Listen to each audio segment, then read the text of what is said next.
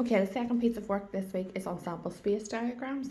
It is just a fancy way of saying a two-way table where we are recording and looking at the outcome of two events happening at the same time. It could be rolling a dice, picking a card, picking beads, etc, etc. Now, let's go through the example on page 15. So it says Chris plays a game. He has two sets of cards. So the first set is numbered 1, 2, 3 and 4. The second set is numbered 5, 6, 7 and 8. Chris will choose a card from each set. So he will take one from set 1 and he will also take one from set 2. What he intends to do is he intends to add together, and that's probably the most important word in that. He is adding the two numbers together and he will record his score in his little two-way table. Now we can see that the first set of cards is along the top, the second set of cards is along the side.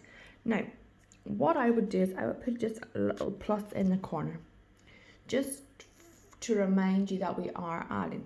So if he picks a 5 and he picks a 1, he adds those together, it would be 6.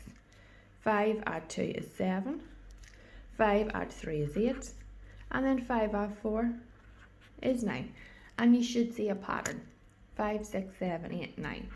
Now this time he could pick a 6 and a 1, which would give you 7 in total, 6 and a 2, which would give you 8, 6 and a 3 is 9, and 6 and a 4 would give you 10.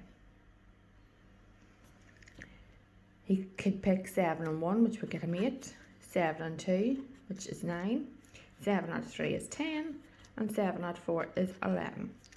8 add 1 is 9, 8 add 2 is 10, 8 add 3 is 11, and finally 8 add 4 is 12. So the green that I have filled in are all the potential outcomes that Chris could score when picking a card from each set. So the first thing I would do before reading the questions is count up the number of outcomes we could get. 4, 4, 4 and 4. So there are 16 potential outcomes. And we know if we're going to be asked questions that we have to leave our answer in fraction, the bottom number will be 16 unless we can simplify down. So first one, calculate the probability that Chris scores a 6. Well, let's look at the green, so the answers that we have filled in. Well, there's only one 6, so that is 1 out of 16 potential answers. So we write it as 1 out of 16. Now, what is the chance Chris will score 10 or more? So this one's a little bit more. We're going to have potentially a few more answers.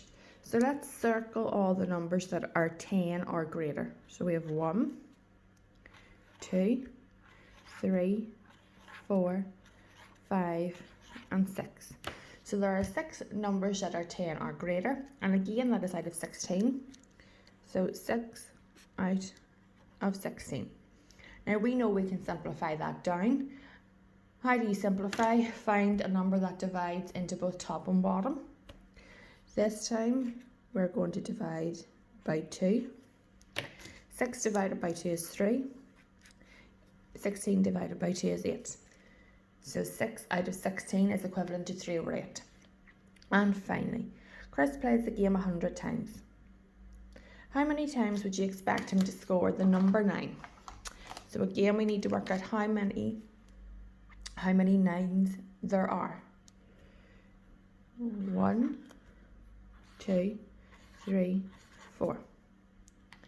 So there are 4 9s, which is 4 out of a possible 16 outcomes. Now we can simplify that down. What is the highest number that divides into 4? That also divides into 16. Well, it's 4 itself. 4 divided by 4 is 1.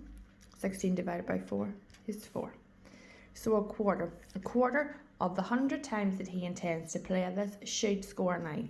Now when we are estimating probability, it is the probability multiplied by the number of times you're going to carry out the experiment.